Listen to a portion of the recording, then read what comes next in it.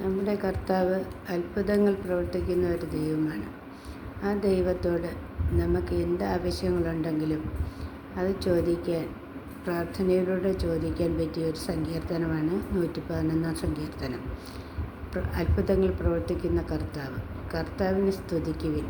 നീതിമാന്മാരുടെ സംഘത്തിലും സഭയിലും പൂർണ്ണ ഹൃദയത്തോടെ ഞാൻ കർത്താവിന് നന്ദി പറയും. കർത്താവിൻ്റെ പ്രവൃത്തികൾ മഹനീയങ്ങളാണ്. അവയിൽ ആനന്ദിക്കുന്നവർ അവ ഗ്രഹിക്കാൻ ആഗ്രഹിക്കുന്നു. അവിടുത്തെ പ്രവൃത്തി മഹത്വം തേജസ്സുറ്റതുമാണ്. അവിടുത്തെ നീതി ശാശ്വതമാണ്. തൻ്റെ അത്ഭുത പ്രവൃത്തികളെ അവിടുന്ന് സ്മരണീയമാക്കി.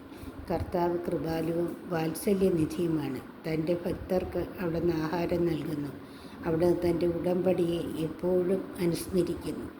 ജനതകളുടെ അവകാശത്തെ തൻ്റെ ജനത്തിന് നൽകിക്കൊണ്ട് തൻ്റെ പ്രവൃത്തികളുടെ ശക്തിയെ അവർക്ക് വെളിപ്പെടുത്തി. അവിടുത്തെ പ്രവൃത്തികൾ വിശ്വസ്തവും നീതിയുക്തവുമാണ്.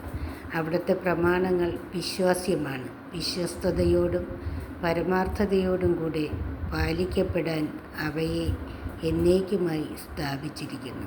ആമേൻ.